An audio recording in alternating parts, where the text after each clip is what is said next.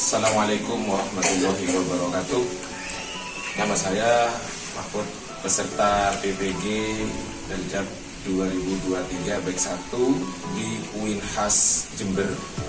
Saya akan melaksanakan uji kinerja pembelajaran pada materi Al-Quran Hadis, mencintai Al-Quran dan Hadis. Marilah kita simak materi saya, video saya dalam pembelajaran atau uji kinerja pembelajaran materi Al-Quran Hadis. Terima kasih.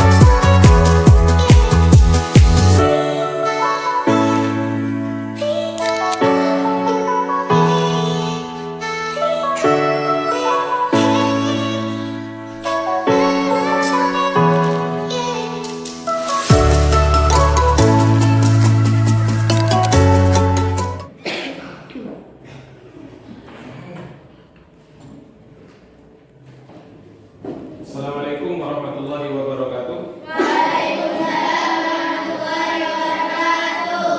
Bagaimana kabarnya hari ini? Alhamdulillah luar biasa. Sebelum kita mulai pelajaran kita pada pagi hari ini, silakan berdoa dulu dipimpin oleh kepala kelas. Silakan. Berdoa mulai.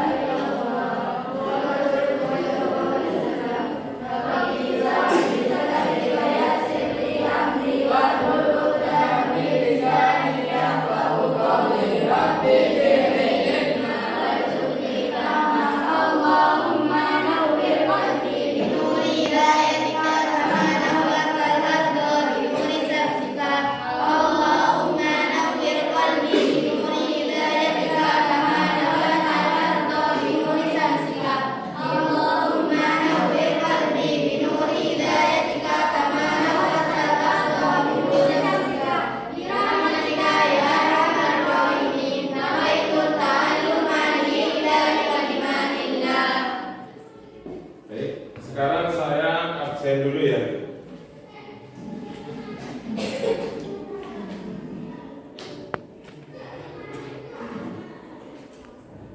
Alfiatuz Zahra,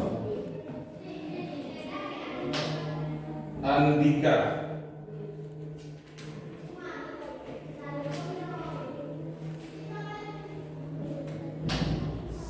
terus Aulia Sabila, Dani Adia Maka, Emiliana Arianti, Faiz Al-Kurniawan, Fitri Nur Anissa, Habibah Nuraini, Khalilah Nur Hasana, Indah Farhaini. Terus di sini Muhammad Iqbal, Muhammad Wildan, Muhammad Zainul, Safira Fitri. Oke, yang terakhir Wulan Arita. Berarti sudah masuk semua ya? Jadi pelajaran kita pada pagi hari ini tentang masalah cara bagaimana kita bukunya? Buku sana yang paketnya bisa dibuka. Oke. Namun sebelum itu bisa perhatikan ini.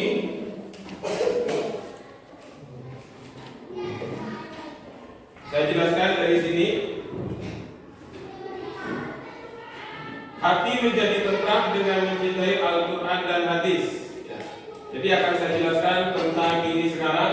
Namun sebelum ini, saya kasih tahu pada kalian, nanti setelah saya menjelaskan materi ini, kalian akan saya bentuk kelompok.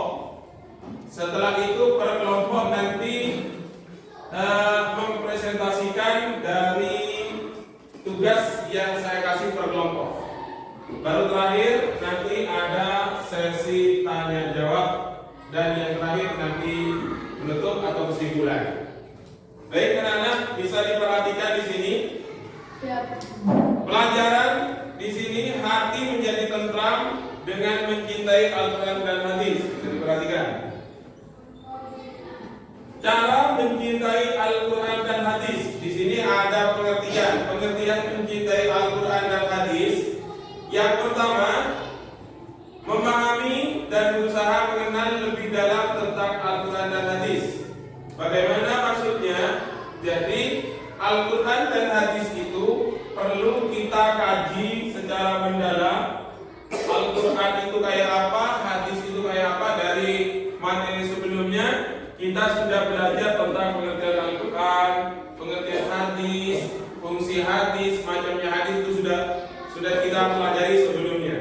Sekarang kita memperdalam cara mencintai Al-Quran dan hadis. Di sini ada mempelajari dan berusaha mengenal lebih dalam tentang Al-Quran dan hadis, kemudian mengamalkan perintah yang terkandung di dalamnya dan meninggalkan larangannya. Jadi maksudnya bagaimana? Di dalam Al-Quran itu isinya ada perintah dan juga ada larangan. Dan dari sanalah kita harus mempelajari dan memahami mana yang perintah dan mana yang larangan.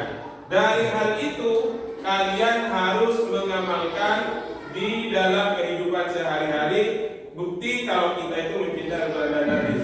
Yang kedua, perintah mencintai, kalau barusan itu pengertian. Yang sekarang perintah mencintai Al-Quran dan hadis. Ini perintahnya. Di dalam surat Al-Imran, surat nomor 3 ayat 31, yang artinya, katakanlah wahai Muhammad, jika kamu mencintai Al-Quran atau mencintai Allah, ikutilah aku. Niscaya Allah mencintaimu dan mengampuni dosa-dosamu. Allah Maha Pengampun dan Allah Maha Penyayang. Ini dalilnya atau perintah kita untuk cinta pada Allah. Oke, selanjutnya di sini bentuk mencintai Al-Quran dan hadis, bentuknya ini. Ini bentuknya kalian, bentuknya kita mencintai Al-Quran dan hadis. Yang pertama, di sini berusaha memiliki kitab Al-Quran dan hadis meskipun dengan menyisihkan uang saku. Berarti kita menyisihkan sedikit demi sedikit. Demi apa? Demi memiliki Al-Quran dan memiliki hadis. Walaupun kita harus menyisihkan uang kita. Yang nomor 2 atau yang B, dapat membaca Al-Quran dan hadis dengan benar. Makanya kita harus bisa membaca Al-Quran dan hadis. Harus sering-seringlah membaca Al-Quran.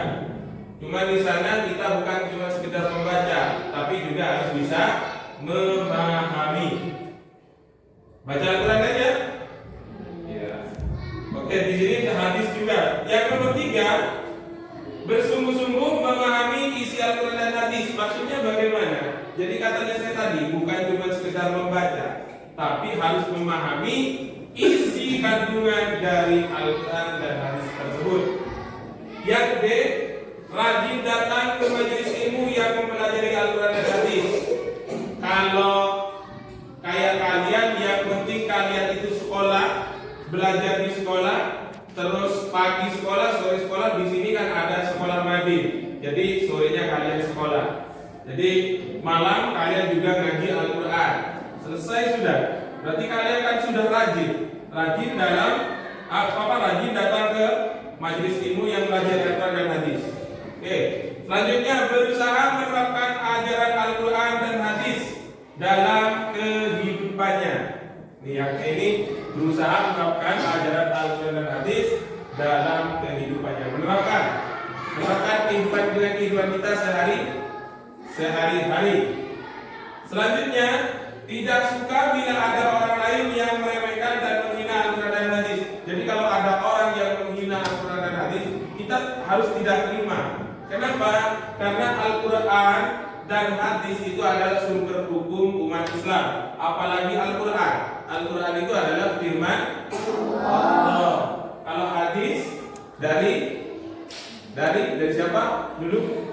Dari Rasulullah. Oke, yang selanjutnya yang terakhir, menjaga kemurnian Al-Quran dan hadis. Maksudnya bagaimana? Jadi kalian harus bisa teliti dari isi Al-Quran. Nih, menjaga kemurnian Al-Quran dan hadis, jangan sampai ada yang bisa mengubah. Oke, selanjutnya adalah manfaat. Apa manfaat kita mencintai Al-Quran dan hadis? Yang pertama, tidak akan bercerai-berai. Maksudnya tidak akan bertengkar, tidak akan bermusuhan. Kenapa? Karena hal itu dilarang oleh Allah di dalam Al-Quran, apakah dalam hadis. Yang B, mendapat kecintaan dan ampunan dari Allah. Jadi kalau kita manfaatnya kita mencintai Al-Quran dan hadis. Yang C, terhindar dari kesesatan di dunia dan akhirat. Kenapa kok bisa terhindar? Karena kalau kita itu seakan-akan tersesat, akan-akan kita kebingungan, kita kembalikan pada Al-Quran dan hadis. Insya Allah kita tidak akan tersesat.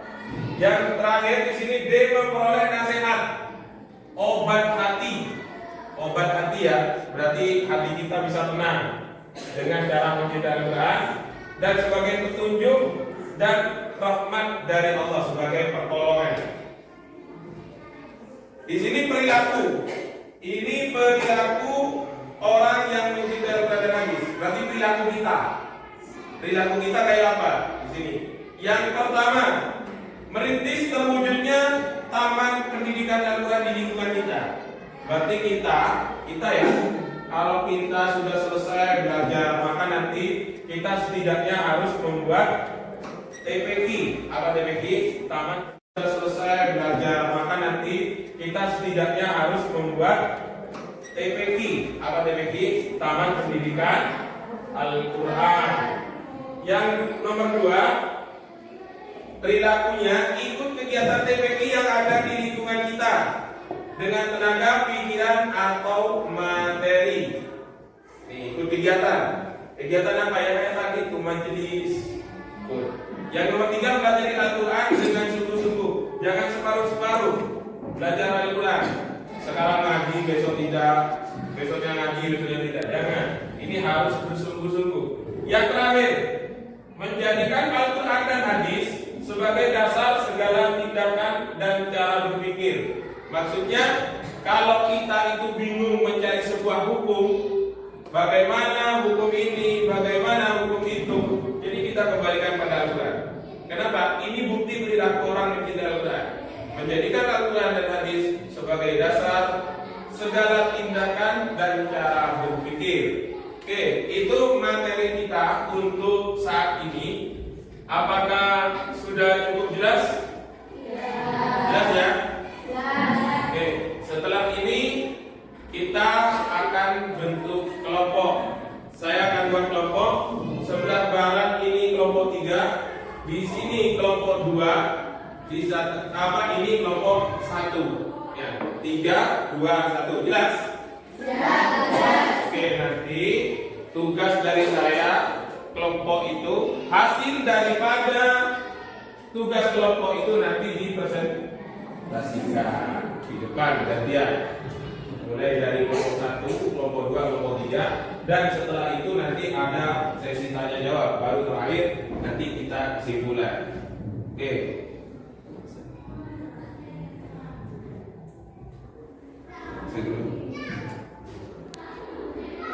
Oke, silakan. Mati. Hah? Boleh. Yang barusan itu mati dulu. Biar tersimpan dulu. Tidak apa-apa kan?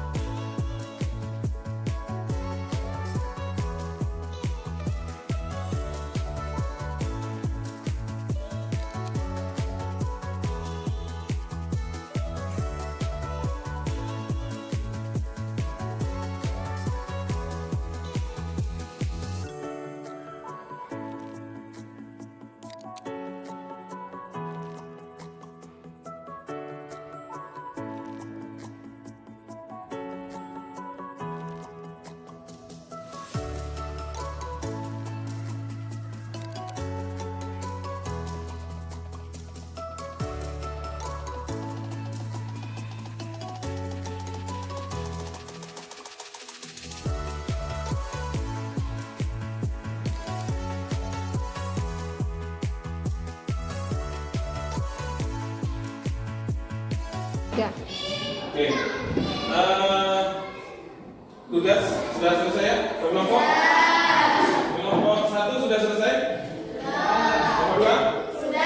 Kelompok 3? Sekarang kita presentasi dan dimulai dari kelompok 1. Silakan perwakilan dari kelompok 1, 3 anak di depan. 3 anak. Ayo Faiz. Ayo, good. Ayo, ayo. Ayo, depan, ayo.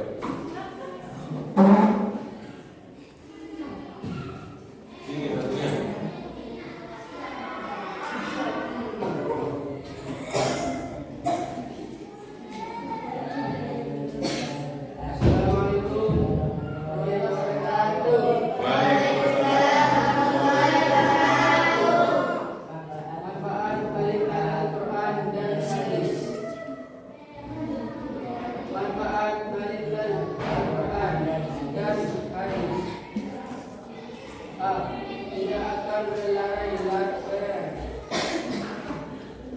B. Mendapat kecintaan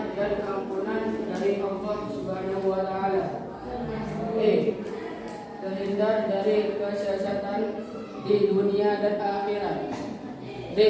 Memperoleh nasihat, obat hati, petunjuk dan rahmat dari Allah Subhanahu wa taala. Sudah? Assalamualaikum warahmatullahi wabarakatuh. Silakan kembali untuk kelompok 1. Untuk presentasi berikutnya kelompok 2. Silakan kelompok 2. 3 ke depan.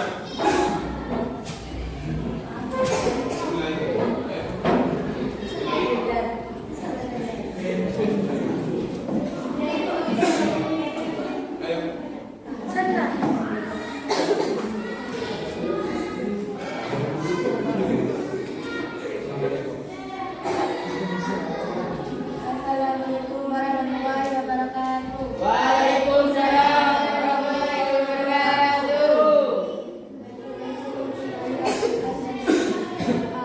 Berusaha menyampaikan Al-Quran dan hadis meskipun dengan menyisipkan bahasa. B. Dapat membaca Al-Quran dan hadis dengan benar. C. Sungguh-sungguh memahami Al-Quran dan hadis. D.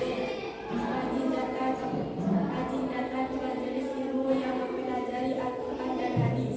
Berusaha menerapkan ajaran Al-Quran dan hadis dalam kehidupannya. F. Tidak suka bila ada orang lain yang meremehkan dan menghina Al-Quran dan hadis. G. Menjaga kemuliaan Al-Quran dan hadis. Wassalamualaikum warahmatullahi wabarakatuh.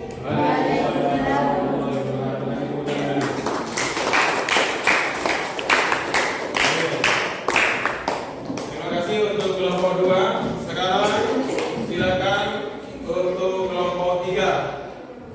Silakan ke depan 3 anak. Ya, silakan.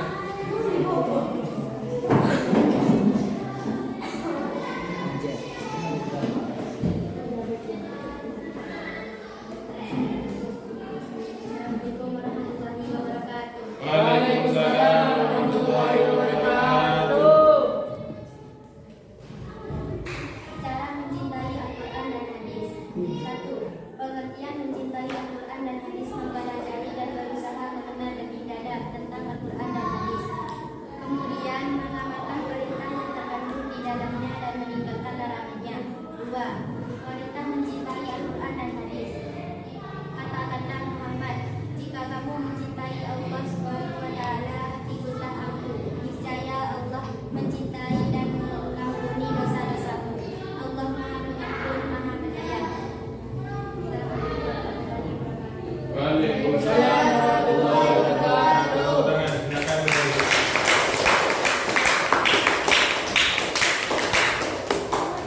Oke, terima kasih untuk kelompok 3 ya. Untuk sesi selanjutnya yaitu sesi tanya jawab. Oke, di sini kelompok 1, kelompok 2, kelompok 3. Mungkin dari kelompok mana yang akan mau bertanya, silakan kelompok 3 mungkin. Ada? Oke, silakan. Menilai apakah membaca Al-Quran? Bernilai apakah membaca Al-Quran? Jadi di sini ada pertanyaan dari kelompok 3. Bernilai apakah membaca Al-Quran? Ada yang mau jawab? Oke, ini dari kelompok 2. Banyak sekali hadis yang mengungkapkan bahwa membaca Al-Quran itu suatu ibadah kepada Allah. Oke, jadi ada jawaban dari kelompok 2. Kasih tepuk tangan dulu. Jadi ada jawaban di sini, membaca Al-Quran di sana bernilai ibadah. Banyak sekali dalil-dalil yang menjelaskan kalau membaca Al-Quran itu bernilai ibadah. Oke. Sudah. Untuk berikutnya tadi pertanyaan pertama dari kelompok 3 yang jawab kelompok 2 tadi ya. Sekarang pertanyaan berikutnya dari kelompok berapa? Silakan. Kelompok 1. Silakan.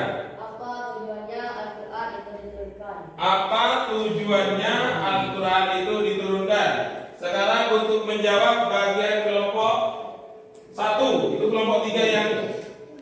Tanya, apa kelompok 1 yang tanya? Iya, kelompok 3 yang jawab. Silakan. Al-Quran diturunkan oleh Allah untuk memberi penjelasan atas petunjuk dan perbedaan antara hak dan batil, benar dan salah, baik dan buruk, serta bersudi dan tercela. Oke, Al-Quran diturunkan itu adalah sebagai petunjuk tadi, dan apalagi sebagai penjelas hal-hal yang tidak jelas sebagai penjelas. Oke, kasih tepuk tangan dulu untuk kelompok. Oke, selanjutnya sekarang tinggal kelompok 2 yang belum keluar pertanyaan. Silakan kelompok 2 yang mau ditanyakan. Oh ada, nih.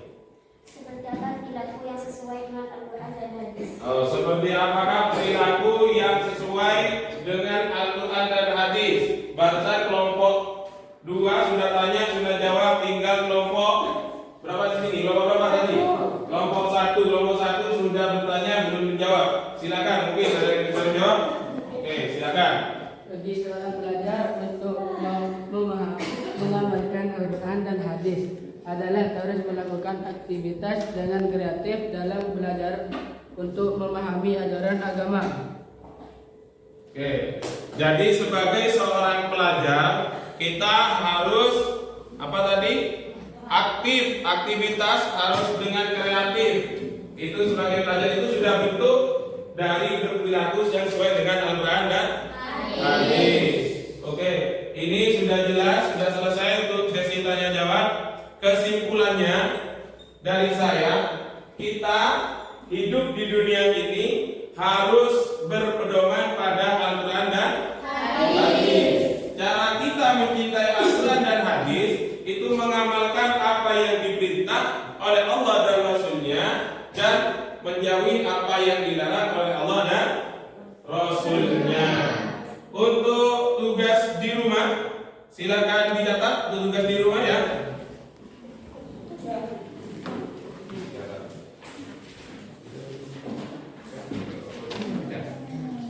Oke, untuk tugas di rumah ya. Tugas di rumah. Tuliskan. Itu tugas di rumah. Jadi untuk minggu depan, tuliskan perilaku kalian. Tuliskan perilaku kalian selama satu pekan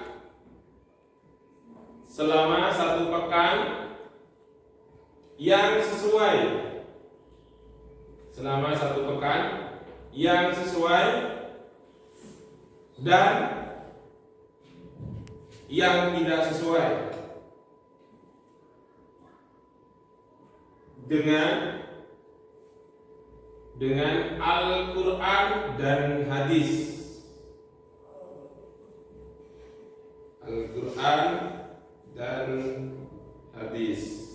Oke, itu tugas kalian di rumah. Untuk minggu depan kita bahas hasil tugas kalian. Jadi tugas kalian di rumah, setiap hari kalian harus mencatat perbuatan kalian yang sesuai dengan Al-Quran dan yang tidak sesuai dengan Al-Quran dan hadis. Oke, sampai di sini ada pertanyaan? Ada ya? Ada. Sudah paham semua? Silakan bukunya ditutup. Berarti kita akhiri perjumpaan kita pada pagi hari ini. Sampai jumpa kembali di pertemuan berikutnya. Kalau sudah ada pertanyaan dan sudah jelas bukunya dirapikan, silakan ditutup dengan pembacaan doa. Silakan dipimpin oleh ketua kelas. Berdoa mulai.